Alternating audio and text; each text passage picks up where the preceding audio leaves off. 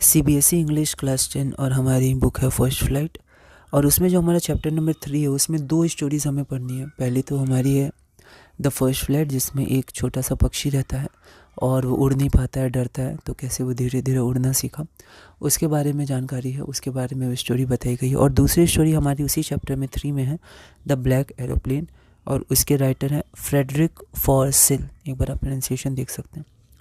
तो इसमें जो फ्रेडरिक कहते हैं कि वो एक पायलट थे, मतलब वो अपनी एरोप्लेन उड़ा रहे थे, वो पायलट थे, तो उस समय की ये कहानी है। तो वो कहते हैं कि एक समय की बात है, मैं अपनी एरोप्लेन अपना उड़ा रहा था जो ओल्ड डकोटा था, फ्रांस से वापस मैं इंग्लैंड जा रहा था। स्काई बिल्कुल क्लियर थी, कोई भी बादल वगैरह नहीं थे, आराम से मैं उड़ रहा था। और मैंने कांटेक्ट किया पेरिस कंट्रोल को, और तो उन्होंने मुझे डायरेक्शन बताया कि आपको इतना मुड़ना है। तो मैं उस हिसाब से मुड़ के आगे जा रहा था। मैंने अपना सेकंड फ्यूल टैंक खोल लिया था, जो आखिरी फ्यूल टैंक था, और मुझे उम्मीद थी मैं आराम से इतने फ्यूल में इंग्लैंड वापस चला जाऊंगा, वहाँ पर आराम से फैमिली के साथ समय बिताऊंगा, ब्रेकफास्ट खाऊंगा। तो 150 किलोमीटर वो पेरिस से आगे बढ़ गए थे। अब अचानक उनको सामने से बहुत ही बड़े और बहुत काले काले बादल आते हुए दिखाई दिए। तो अब वो समझ गए कि अब मुझे या तो इनके बीच से जाना होगा, या तो उनके ऊपर से जाना होगा, या फिर वापस पेरिस जाना होगा।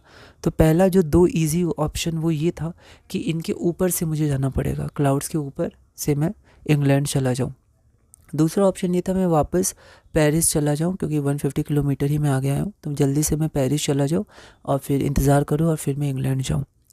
तो उनके पास एक ऑप्शन ये था कि वो पेरिस जाएं वापस, या फिर वो बादलों के ऊपर से इंग्लैंड की तरफ चले जाएं। लेकिन not enough fuel to fly over them, तो इतना फिर फ्यूल बचा नहीं था कि वो लोग वो बादल के ऊपर से चले जाएं। अब उनको पेरिस जाना था, लेकिन वो सोचे कि मुझे अपनी फैमिली से मिलना है और मुझे ब्रेकफास्ट भी करना है।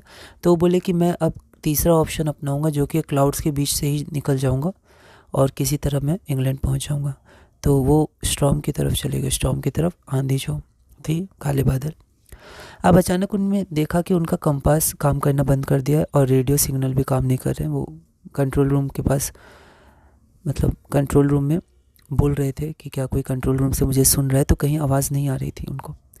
अचानक क्या हुआ, उनके सामने एक ब्लैक एरोप्लेन आ गया, उनके एरोप्लेन के सामने।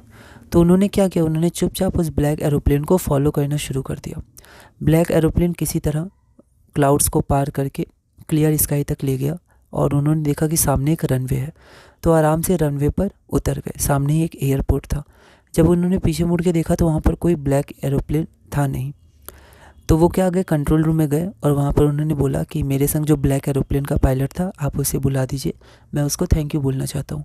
लेकिन वहाँ जो वुमेन थी, महिला थी, उन्होंने बोला कि कोई भी एरोप्लेन नहीं था आपके साथ, रडार में, यहाँ पर कंप्यूटर में सिर्फ आपका एरोप्लेन उड़ रहा था और आपके साथ कोई एरोप्लेन नहीं था।